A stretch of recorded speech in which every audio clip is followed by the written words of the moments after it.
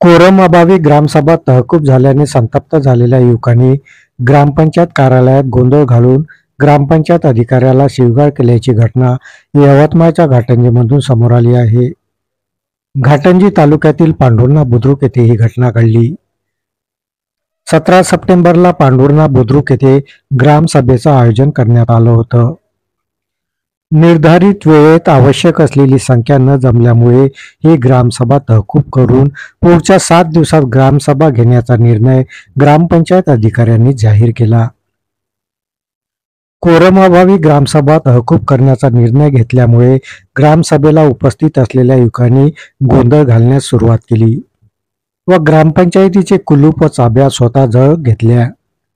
युवकांचा गोंधळ पाहून ग्रामपंचायत अधिकारी मीना मिसाळ यांनी थेट घाटंजी पोलीस स्टेशन गाठलं आणि घडलेल्या घटनेची तक्रार नोंद केली. पोलिसांनी घटनेची नोंद करून गोंधळ घालणाऱ्या युवकांवर गुन्हे दाखल केले. पांढुर्णा बुद्रुक येथे घडलेल्या घटनेचा ग्रामसेवक संघटनेकडून निषेध व्यक्त करण्यात आला. घटनेचा पुढील तपास घाटंजी पोलीस स्टेशनचे पोलीस निरीक्षक केशव ठाकरे यांच्या मार्गदर्शनात जारी करण्यात आला आहे.